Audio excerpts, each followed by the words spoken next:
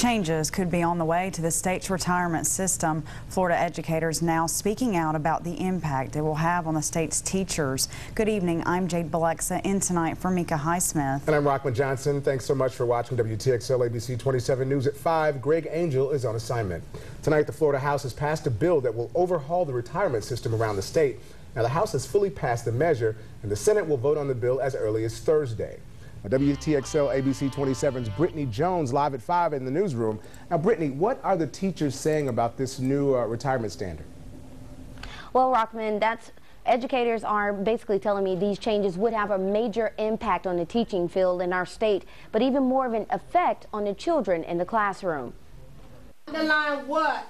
Teachers like Arnita Grice Walker are fired up about potential changes to Florida's pension plan. They said no child left behind. They need to turn that around. No teacher left behind, because we are left behind. Like what? The Havana Elementary School educator has been teaching in Gaston County for 15 years. She says the state needs to do a better job taking care of teachers. She added Gaston educators haven't had a raise in the last 7 years. We have to add into our own retirement, and they're taking out money already for our retirement. It seems that they are double dipping. The clerk will lock the machine and announce the vote. House leaders passed a bill that completely closes the pension plan to new enrollees in 2014, but the Senate's plan would still give those teachers an option between the pension and investment plan. What they're trying to do with Social Security. But Andy Ford with the Florida Education Association say they oppose any change to the current plan. We don't see the need to change. Right now the system is operating fine. It's at 87% funding, which is very good for retirement plans.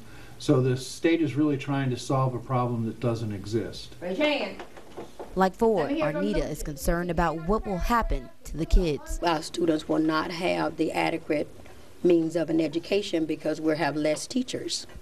And if we don't have enough teachers to teach the children, then they're not going to get the quality of education that they should receive. Now, some lawmakers say it'll help save the state money in the long run, while opposers say teachers will no longer have an incentive for going into that field.